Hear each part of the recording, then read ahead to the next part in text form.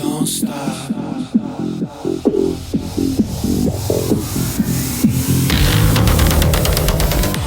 Hi, thanks so much for joining me on the Everything and Anything and Nitpick Gay podcast. Before I get into my guest today, I have to tell you something that happened to me this morning. So I wake up and I have a little routine every morning. I wake up and make my coffee. I get my yogurt. I'll get an apple.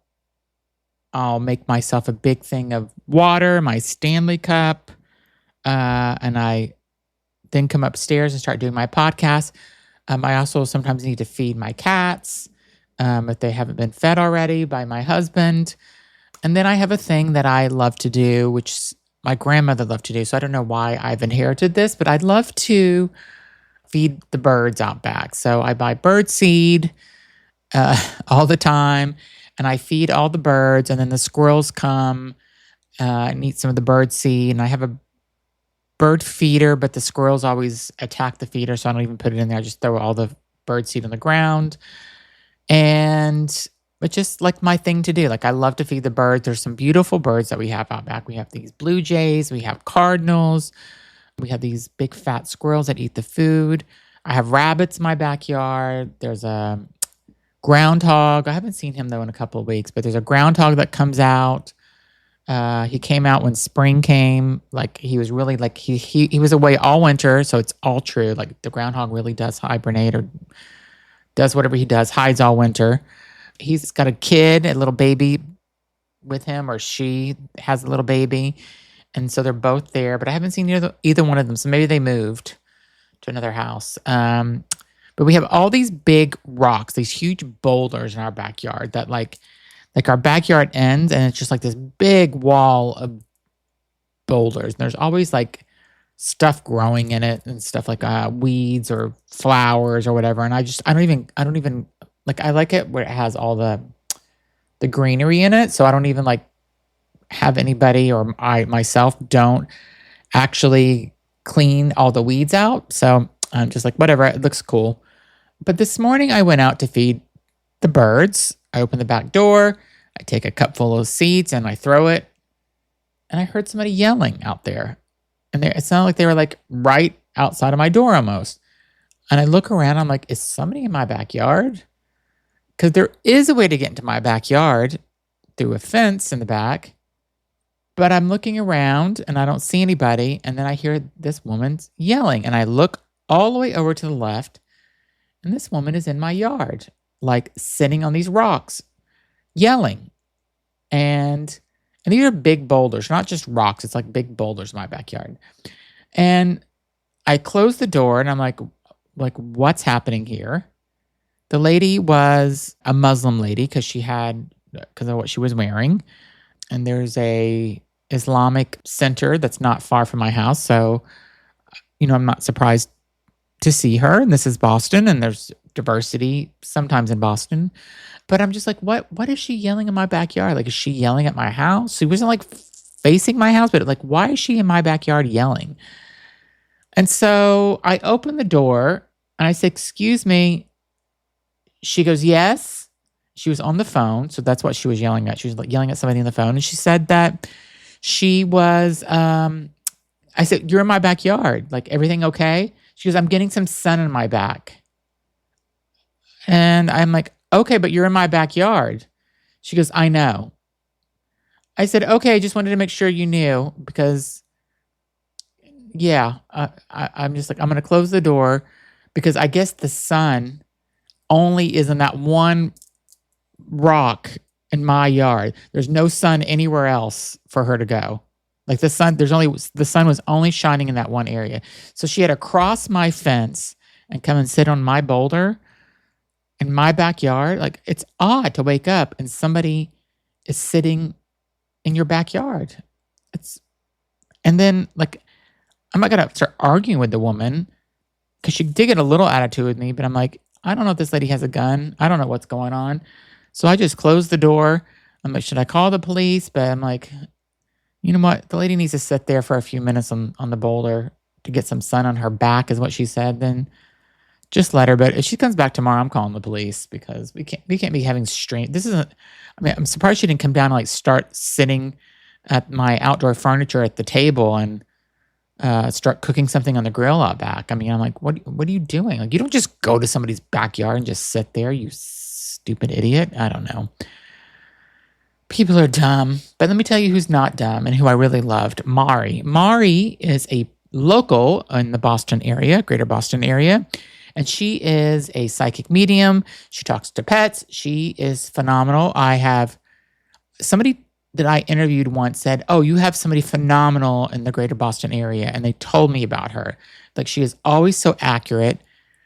She didn't give me a reading, but I think I'm going to actually book a reading with her because I've read so much great stuff about her online.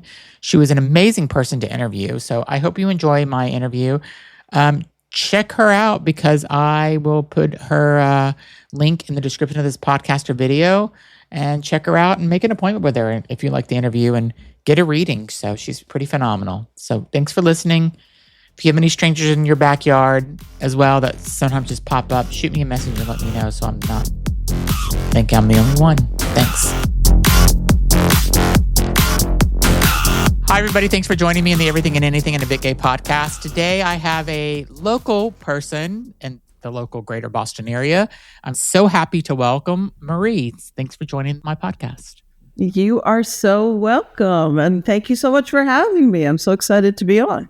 Yeah, so I was telling you a little bit before we started recording that somebody told me about you. I wish I could remember which person did. They're like, there's this amazing psychic medium that lives in the Boston area, and you should go see her. And so then they said, no, you should actually interview her. I said, great. So then you accepted, and I'm glad you're here. So, Thank you. So you're not just a psychic medium, but you're also a pet communicator, right?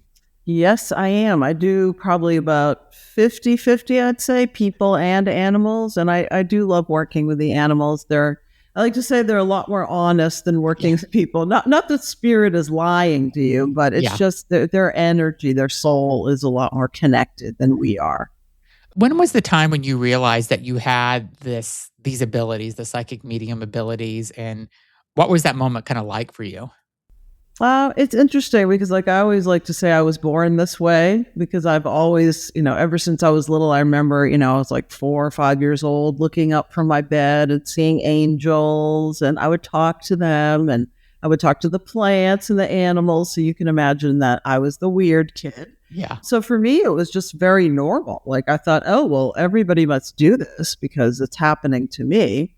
But then as I got older and I talked to my family and they were like, what are you talking about? I sort of realized that maybe this doesn't happen to everybody and maybe I should sort of be a little quiet about it. I like to say it was my dirty little secret. So it was always with me, but I didn't always practice, I guess you could say. And when you did tell your family about it, did they not believe you? Did they think that you had an issue or something? Like, what was their reaction?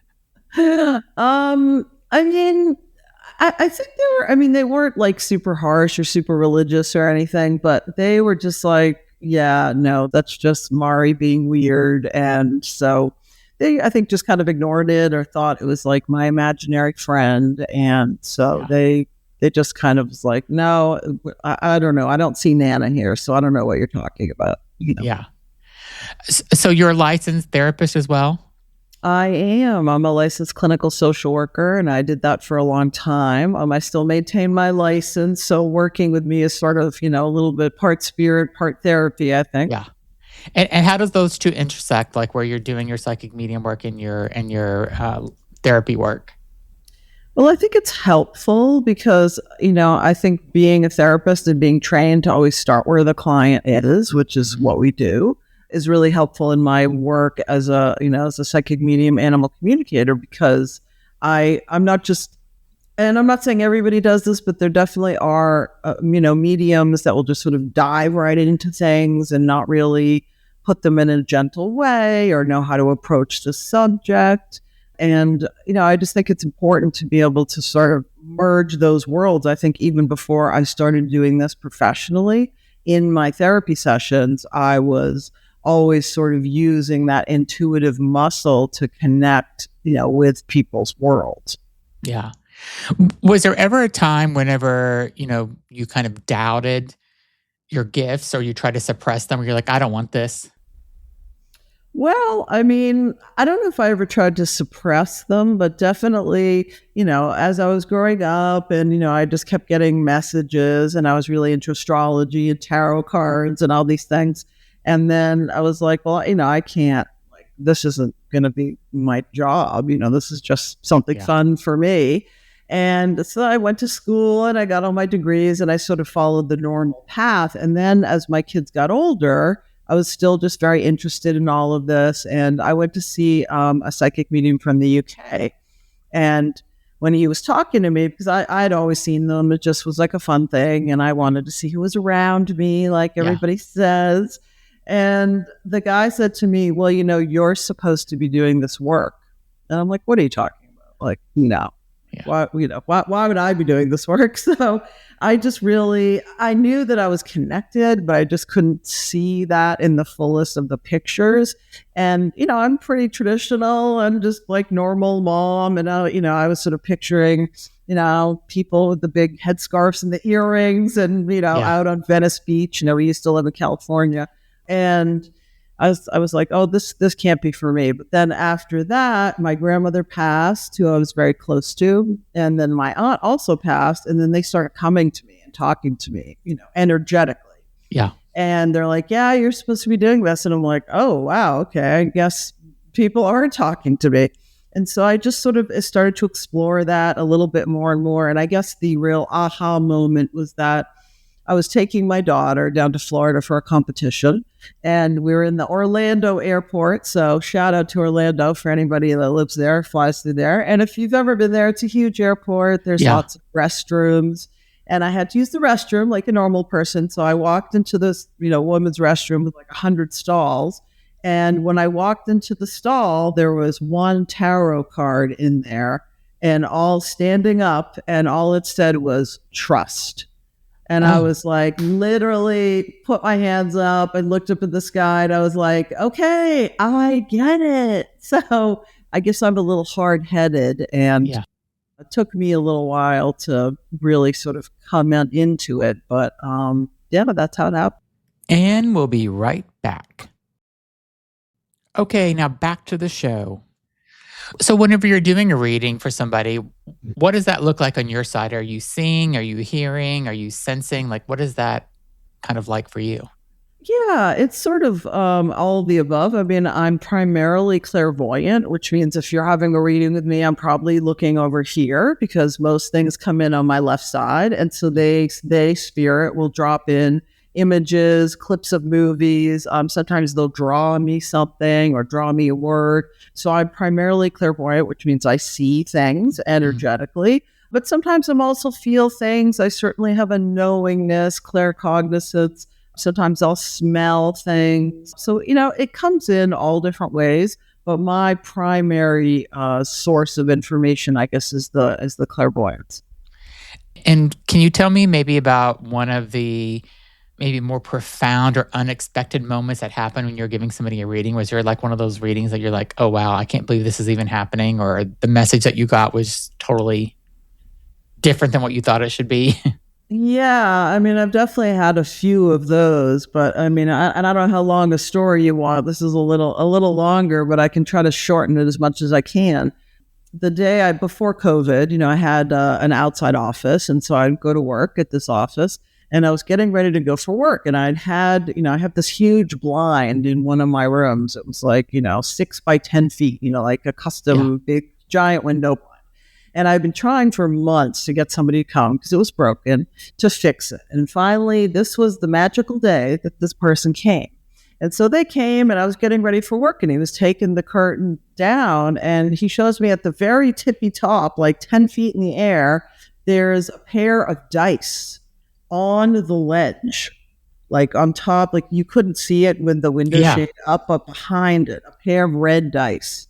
And he's like, what are these doing up here? I'm like, I don't know. Don't look at me. But I was like, we're not flinging dice around the room. It's not something that's happening.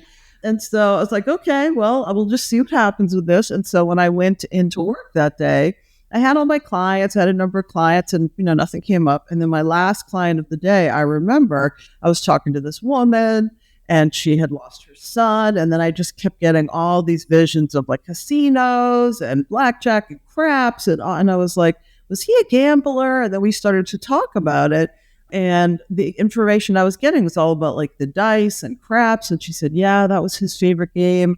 So basically turned out that he had been killed because of gambling debts. And craps was like his favorite game. And I said, well, you're not going to believe this, but before I came in here, and I had taken a picture of the dice on my ledge, and that was basically like spirit coming in to say, hey, this is what's happening. This is proof, for you to show the mom, like, he's still with her. He's still connected to her because he's showing up in my house and saying the morning of, and I've been trying to get this guy to come to my house for months. And there it was. And I was like, wow, that just blew me away. That spirit was so connected in that way and knew that was going to happen that day. Do you ever have spirits that come through that are like not invited, or they come through at the wrong time? Because I interviewed somebody and they said they can come whenever they want, but they can't come in my bedroom. I tell them they can't come in the bedroom or the bathroom. I mean, do you have things like that you have to kind of put limits on, or can you control whenever they come? Yeah, I mean, like I said, I'm a pretty normal person. So they're not like some people, it's like they're around all the time. I'm very clear with my limits. Like, look, if I'm working, I'm working. Otherwise, I'm just a normal person. I'm a mom, say mom first, medium second. And so they're not bothering me all the time. They're really only coming in when I'm working. However, since I do what I do, and since I'm, a sensitive, an empath, they do sometimes come into my house and not cause trouble, but there have been many times where the lights will go on and off in one of the bedrooms and like in an annoying way. And I'll have to go up and be like, look, and it's usually like my grandmother or my aunt or one of my family members. And I'll say, look, I appreciate you coming, but this is kind of annoying. Do you mind like turning this down? And I've certainly had the radio go off and on, and, so they'll do things like that, but mostly they're pretty respectful. And if I ask them to stop, they do. What do your kids think about it? Well, in the beginning, I think maybe they thought their mom was mentally ill, but, I have 3 kids, and I mean, they're all very, intuitive, but I would say definitely the last 2 are very psychic. And, we've even been interviewed for, psychic family TV shows and things like that. So they're not in the profession, but they are definitely very connected. So when they were younger and they were in school, this wasn't what I led with, that, hey, this is what I do. Because then they're going to think, oh, so-and-so's mom is kind of cuckoo. So as they got older, I think they sort of started to understand it a little bit more. Yeah. To the point of just saying like, well, mom, I don't know how you're doing what you're doing, but obviously it's working because you have all these, clients for years coming back. So I said, yeah, I don't know how it works either, but, I'm just glad it does. What do you do whenever you have, I'm sure this happens because I've spoken to other psychic mediums about this, but they have people that come in and try to test them sometimes. Do you have that? And is it so annoying? I feel like it's got to be so annoying. It is so annoying. And, and you can usually tell who those clients are. I don't get it a lot. Yeah. Because I try to set up the limits. Like, look, if you're, looking for me to say the word peapod or something, but like, I can't, it doesn't work that way. I don't have that much control over the universe. I mean, I wish I did, but it is definitely annoying and it's frustrating because if you're coming to me, you have to sort of trust the process. I mean, I'm not God. I don't know everything. I make mistakes 100%. Yeah. But I just get the information I get and sort of between, the client, me, and spirit, we try to figure out what they're talking about because I don't always know what they're talking about. They might show me something, but because it's not my family or my friend or my pet, I might not know what it is. So we sort of have to figure it out together sometimes. Yeah. So sometimes you have to kind of like put the pieces of the puzzle together to even figure out like what they're trying to tell you. Yeah, exactly. Because they'll show me something. And like I was doing this, this animal and he kept showing me like a picture of a blueberry. And I'm like, okay, like, does he like to eat blueberries? Does he does he like Yeah. the color blue? I don't know. I just, in my mind's eye, I kept seeing a blueberry. And when I told the client about this, she said, "Oh my God, that used to be his name when I got him. His name was Blueberry." And she renamed him, whatever, Fido or whatever it was. Yeah. And so that's what, but I didn't know. It's like he could have liked to eat blueberries. It could have symbolized, his bed or something. I don't Yeah. know. Yeah. Yeah. I think it's so interesting about being able to communicate with animals, because people like sometimes love their animals more than they love their family. Way. So, 100%. 100%. and so, how is it different, kind of communicating with an animal or someone's pet that it is a human? Is it? I mean, are the animals are they able to speak to you? Are they showing you messages? Also, I mean, I'll just kind of tell you from what I think. I kind of just feel like a spirit, no matter if you're an animal or a human, once you're on the other side, you're a spirit. So you can, it's not like we're literally talking about an animal, a cat meowing or a dog barking. I don't know. Tell me what your thoughts are. No, 100%. And to me, even, if they're not on the other side, I mean, we're all energy. So, whether you're, and this is my opinion, of course, but, whether you're a human, a plant, a dog, a horse, a snake, it doesn't matter. We're all energy. And so we all have that soul or life source or whatever you want to say. And so that's what I connect with. So for me, connecting with an animal isn't really any different than connecting with a person. So Yeah. they don't come in, and even my people that I work with, they're not coming in, and it would make my life easier if they did, but they're not coming in and saying, "Hey, Mari, this is what's going on, blah, blah, blah." Like, they don't do that. So for me, the animals, same way. They come in, they show me things, they give me feelings, or I just have sort of like a knowingness. And that's how I get the information from them. And they absolutely give me messages just the same way people do, for sure. Um, what's that kind of common message that animals want to tell their owners or their family? Well, I mean, in my experience, our animals are here to help us be the highest version of ourselves. So if I believe they're here, and they've told me this, to sort of help us work through whatever it is we're working through. Because, we're not perfect. We're still working on all our things.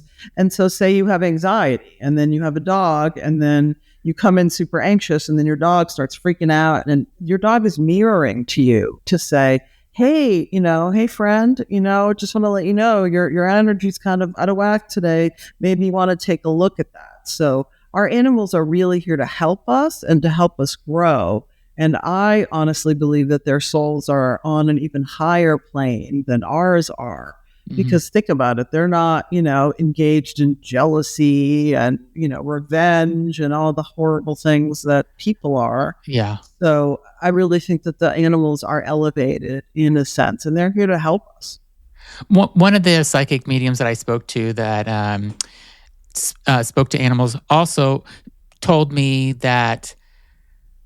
So I had a cat, Jackie, who passed away, and we had her for 21 years. Like, loved her. She was like definitely 21 years is so long for a cat too, and It is. I know. we loved her. And then when we got a new cat, it was almost as if there were some similarities. And this one psychic medium told me, "Well, your pet that passed away comes back and teaches your new pet." Do you believe that as well? Absolutely, absolutely. I mean, sometimes they'll lead you to your new pet, and and some people will say, "Is it a reincarnation?" I can tell you, I've been doing this for a very long time. The reincarnation is rare in the same lifetime, Yeah. at least in my experience. Occasionally, but mostly not. Mostly, it is the other pet coming in as spirit, and in your case, teaching Jackie, like, okay, or Jackie teaching your new pet, "Hey, Yeah. this is what my owner really liked," or maybe you want to do this. And then you start seeing some of the same behaviors. You're like, wait a second. How did pet number 2 realize, that that's what used to happen? And that's Yes. because Jackie's been there and like kind of showing them the ropes. So that is a lot more common than the reincarnation piece. Yeah, I believe what you're saying, the second one where it's not reincarnation, it's really Jackie teaching Emma how to, like, 'cause there's so many similarities of things that they have done and stuff, and to get our attention and the way they roll over. And it's not just like, I know cats have certain behaviors, but it's I don't know, it just feels too much like something that Jackie would have done, where it's too similar to not be taught. If No, that makes sense. 100%, 100%. And I have 3 cats now, and they're all different, just like people, Yeah. they have certain behaviors, but I have, one cat that I call the witch's cat, and she likes to be with me whenever I'm working, or she's my healer. If I ever have an ache or a pain, she will literally come and find that spot and sit on it and to Yeah. try to, because their purring does help heal. And then I have, my other one that's kind of the scaredy cat and likes to hide and run around all the time.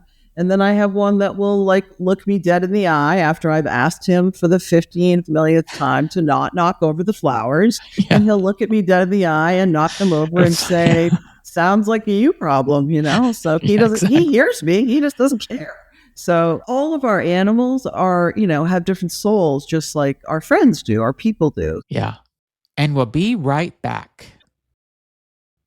Okay, and now back to the show. Yeah. Have you ever had an animal kind of tell you something for one of the owners that it was a message that surprised you or really surprised them? I don't know, surprised me in like a crazy way. I mean, I've certainly had animals that were reincarnations of like a past loved one. Okay. That's come through. Like I've been talking with the dog and I'm like, I keep hearing grandfather. What is that about? And I'm seeing this elderly gentleman. And the client would say, oh, that's because, I really feel like my dog is my grandfather. And so there's that connection, which, doesn't seem that surprising to me. Maybe to some people, it might sound surprising. But there's been a lot of other cases, they tell me all sorts of things about, like their pet parents painting their fingernails or, silly things like that. Yeah. But I recently had a case that I thought was very interesting.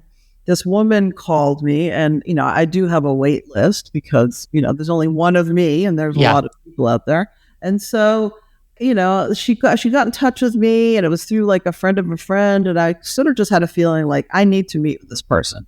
And, without giving any names, she was about 1 hour away from putting her dog down because her dog had all these medical issues and, and she was like, I want to do the right thing. And I was like, all right, I'm going to see you. So we had a session and I talked to the dog and she had been, as you can imagine, to a million different vets and they said, oh, this, and this. And when I talked to the dog's like, no, like I can be okay. And I want to stay here. That was the other part is I don't want to be put down. I want to be with my family. And it's sort of through connecting with the pet and connecting with my spirit team, they sort of told me, and I'm not really a medical intuitive, but sometimes I will get information. Yeah. They told me specifically what the dog needed in terms of getting it cured. And so I gave her all the information. I honestly don't even remember. That's the thing is I do a reading and then it's like, poof. Yeah. I'm I've heard lucky that I a can lot. remember any of it, right? Yeah. But I gave her the information for specifically what to get for this dog. And long story short, she saw a different vet. She followed all of my, suggestions from spirit and gave the dog everything. And she got back to me 2 weeks later and the dog's fine. Dog was 100% healed. That is amazing. Yeah. And she's like, and oh my God, I can't believe I almost killed my dog. And I said, well, I'm really glad that you found me and we were able to talk. And the dog is super happy and healed and well. And she was thrilled. So I'm really grateful. Well, doesn't that make you feel so amazing? I mean, that's like you stopped her from the suffering of having to put her dog down, which is one of the hardest things to do, I think, is to put an animal down. And then the dog has a longer life now, too. That's amazing. Yep, exactly. Yeah, no, I was really grateful for that. And, and I remember when I got that message, because as you can imagine, I get a lot every day. Oh, help me, this, that. And I saw this and I was like, yeah, I need to see you today. So I made room. I moved things around on my schedule and it just worked out. And, thank goodness that the doggy's okay. And I'm just so thrilled for her and her family. Do you help find lost pets as well? I do. I don't do that much anymore just because it's, really time consuming. Yeah, I was going to ask that. Yeah, so I certainly have worked on a lot of missing animal cases, and the results are not always perfect. Of course, I can't make any guarantees. I don't always find the animals. I have, however, found a lot of animals. I have also worked on missing persons cases, which I like a little bit less because, they're kind of gruesome, at least the ones that I've been involved in. And, there's so much suffering. But I have done both. But with the missing animals, I do enjoy reuniting, of course, people with their little furry friends. But like I remember the last case I did, it's like you have to sort of track the animal in real time. And so, I'll look at a map, I take my hand and go over the map and sort of feel where the animal might be. She gives me, or he or she gives me the last place they saw the animal, and we kind of go from there. And I sort of track the animal and I say, well, I'm getting a feeling, and then I'll describe a situation, a house with a turret or, whatever information I'm getting. And then the people have to go out and look for the dog. So I remember, or the cat or whatever's missing. And so I do remember this one case where it's like midnight and I'm getting texts from the client. Oh, you told me to go blah, blah, blah. And someone said there was a sighting and said it was in Maine and it was like in winter and it was a puppy that had disappeared. So it's kind of critical that they find the dog because it's cold. And so that's part of the reason I don't do it as much. It's just because it can be, it's all consuming. You sort of have to be available if there's a sighting. And then I go back to my, the method that I use to say, okay, well, why don't you look here and look here? And so end of the story for the main case, she found her puppy and it was very exciting. And so it all worked out, but it does take a lot of effort. And so I don't do too many of those, but sometimes I will. Where do you see the biggest overlap kind of between the mental health and the spiritual health? I mean, I feel like there's got to be a good overlap in it. Do you do both? Yeah, I mean, like in terms of what, I mean, there's definitely, I say this delicately, there's definitely people in the profession that maybe need to work a little bit more on their mental health. I think in order to do this work, you have to be very grounded. I mean, you don't have to be. Lots of people do it without being grounded. But I think it's really important because you have to know sort of what is you and what's coming from spirit. And you have to be able to, sort of separate those two things. And so, unfortunately, there are some people that work in the profession that maybe aren't as grounded or might have some mental health issues, which can sometimes mess up the reading. So I think just like for me, this is a profession, just like being a doctor or a lawyer. I mean, it's very important to be ethical and to follow certain rules and to always start, like I said, where the client is and not sort of put what you think it is on top of them. Like I never make decisions for my clients. And I always tell them, I'm saying, look, this is the information I'm getting. The decision has to come from you because I'm not, going to be interfering with free will. Has the spirit ever taught you anything that really like kind of impacted the way you think about things in your life? I think sort of in general, I mean, when I started doing the work, and this is what I always tell everybody that, the other side is all about love. It's not, I mean, they might come in and, and show me that they were a jealous person or an abusive person or they did X, Y, and Z, but that's so we can identify them. But on the other side, that doesn't exist. It's just about love. It's for people, it's for animals, for everybody. And that, for me, like that's the thing that people really need to hold on to. It's like this is just like the outfit that we wear this time around. This isn't, we are a soul with a body, not a body with a soul. So we have to remember that this is all temporary and that our real home, our spiritual home is on the other side, is in the spirit world. I always wonder because I do this podcast. I've been doing it for 2.5 years now. I've interviewed a lot of psychics and mediums and people that have had paranormal experiences and stuff. And my mind has changed about what happens like when we die now. Like I used to think you die, you're buried, you're cremated, and that's it. Now I believe in reincarnation. I believe I'm definitely more open. But I feel like the whole world is becoming more open to this. And I don't know if it's because of social media or the web, but I do feel like people are more open-minded about this. And people aren't just like, I mean, there's the religious people that you're not going to change their mind about heaven and hell. Like there's no way you can change some people's mind because that's how they were brought up and that's how they're always going to be and where they live. But I do feel like a lot of people feel more connected to this and feel like this, oh yeah, this maybe is how it really is. Do you see that as well? Yeah, for sure. I mean, there's definitely, currently in our lifetime, like a big spiritual awakening. Now, why it's happening, I'm not sure. The astrologers will say one thing, and this is the year of the fire horse and the crazy fast energy of things moving and things changing. So, Yeah. I think there are a lot of people that are just having more spiritual awakenings and recognizing like this isn't all there is. I'm not saying everybody, but there is just, you can feel, if you're a sensitive person, you can feel in the world. There's just the energy is so much, you know, and there's been so many more solar flares, which affect us energetically, and just all the craziness in the world. It just feels like it's sort of amping up. And I'm sure social media has something to do with it, but I just feel it's like the evolution of the world. And right now, at this point, evolution is a spiritual awakening consciousness that is sort of developing across the globe, which is amazing. I keep feel so I took a mediumship class for about a year and a half. I just took a tarot card class. Like I'm really into like I Cool. want to learn more.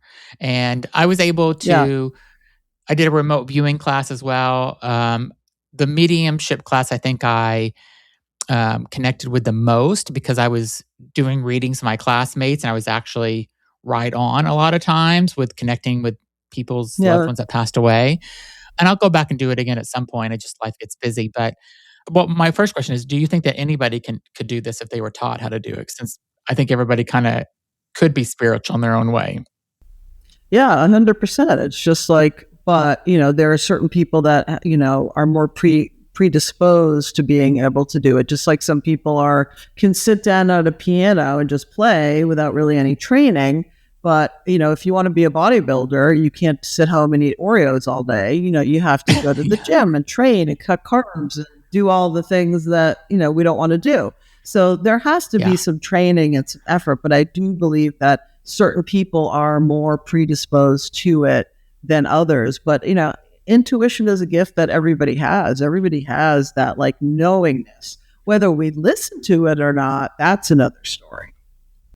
We'll be right back after a word from our sponsors. Okay, and now back to the show. And kind of going back to the spiritual awakening, I think that everybody feels something.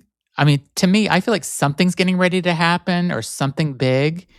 And I don't Yep, know yep. what it is, but I just feel and feel like I'm waiting for it. Do you feel that as well? Or because a lot of my friends and the other people I've spoken to, they're like something is coming. Yeah, I do feel that way as well. But for me, it's like just over the course of the years, I used to watch the news or whatever. I have just had to shut all that down because the energy, I can't handle it. To be quite honest with you, I can't handle all that, bombardment of energy and things and all the happening things. So I do also definitely feel like something is happening. What it is, I do not know. But for me personally, I just try to stay in my own lane, do my work, be with my family, go grocery shopping, and that's it. I'm not as involved maybe as I used to be with the outside world because there's a lot going on. The energy is Yeah. very strong, and I need to protect my energy. How do you protect your energy? Just kind of doing that by not watching all the negative news and kind of keeping that negativity out of your Yep. life? Well, that is part of it. And then, I have certain rituals, meditations. I do, shielding. You can put yourself in a golden bubble of energy. There's a million different ways to do it. Surround yourself with incense. It's really about the intention. It's the intention that if something is going on, like for me, I know I mentioned grocery shopping, but going grocery shopping can be very stressful because there's all the people in there, and or even go to the mall. It's like energy that I feel, and I don't like that. So Yeah. before I go into a big public space, I will energetically enclose myself sort of in a big bubble that sort of protects my energy, seals it in. And it's really about the intention and the grounding, and sort of ground yourself so that your energy isn't all up here. It's more, take the deep breath and allow yourself to relax into it and let the energy sort of fall down into the Yeah. earth and make yourself feel grounded so that you're not all up here. because that's not really healthy for anybody. Yeah. If I don't meditate, I'm not a good person that day. Like I have to meditate at least once a day now. And it just helps me just clear my Yeah. mind. And like I actually did not meditate yesterday and I had a horrible time sleeping last night. Like I just couldn't clear my mind. Like meditation just helps me clear and just be more, clear. One more question I have for you. If someone's listening right now and they're grieving a pet or they're grieving a person, wondering if their animal, their pet is like with them or their loved one is still with them, what would you tell them? I think you have to be gentle with yourself, first of all. In our society, people want to move on so quickly and be like, oh, it was just a dog or just a cat. It's like, no, it's like, this is, this could be your soulmate. This can be your soul connection. And we need time to be allowed to have that time to grieve, first of all. And also know, and I know it sounds so cheesy to say, but they are always with you. And they are always leaving you messages and little tips. And, they're always going to show up. And you might not notice them, but that's when you might come to somebody like me. But a lot of people say, oh, yeah, I saw my cat the other day. He was in the living room. Or I saw that, one of his toys mysteriously showed up on the couch, after he had crossed. So our animals and our loved ones are always with us. And they're always trying to give us signs of comfort, to let us know that they're okay. And you can talk to them also, because they will hear you and they will answer you, but you have to be able to pay attention to the signs. They're not going to be like, hey, Fred, how you doing? It's not like that. It's much more subtle, It's much more subtle. Like if I feel like a gentle breeze on your neck, or you might see repeating numbers or certain animals nearby. There's a million different things, but they are with us and they are always trying to help us. That's awesome. Mari, you have a couple of books. Tell me about them. I do. And one of them I can't find because I'm not even sure if I have any left. One of them is called Heaven Sent, and it's on Amazon. And it's all stories about people's pets. It's a multi-author compilation, and people talk about their pets and how they've helped them in miraculous ways. So that one's called Heaven Sent. That's on Amazon or my website. And then this one is called Reflections Between Two Worlds. And I have a number of chapters in here. It's a compilation of different psychic mediums talking about their experiences and their stories about, who they've met, who they've connected with. Any Revolutionary War buffs, there's a very interesting story that I wrote in here about actually meeting a Revolutionary War soldier, not just seeing him energetically, but this is one of the rare cases that I actually saw him with my eyes. At Minuteman National Park, and that was really cool. So that's in that book, and that's also on Amazon and my website. So yeah, it's just great to sort of spread the word and let people know that this is a real thing. Like I tell people, either this is real or I'm a really good guesser, and I don't think I'm that good of a guesser. I believe it's real, and I think a lot of my listeners believe it's real, or else they wouldn't be listening to my show, because I talk about this a lot. So, if somebody wants to get in touch with you, I know you're pretty booked and not doing a lot of readings because you have so many clients. But if they wanted to get in touch with you, what's your website? Website is mediamari.com. And you can always get on my wait list. And I just started, there's a new couple services. One of them is called Pop Call. And that's almost like an instant reading. So if you have like a short question or something quick, I haven't put it on my website yet, but if you look up Pop Call, then if I'm available and you send me a message and it's a short reading, then you also might be able to get a hold of me that way as well. So I thought that was a fun thing to try. Awesome. I love that. Well, you're amazing. And I just, I love it that you're a therapist and that you're also giving people, comfort in knowing that their pet or their someone that they love passed, and kind of helping them kind of get through that. So that's really amazing. So I'm so happy I got to interview you and got to talk with you. So thanks so much for coming on. Thank you so much for having me on the show. It's been a pleasure. And I'll put your website and links to your book in the description of this podcast or video, however anybody is listening or watching this, and check it out. And thanks so much for being on. Thanks everybody for listening, and be sure to share this episode with somebody if you think it resonates with them. Thanks everybody for listening. Thanks again. Thank you so much.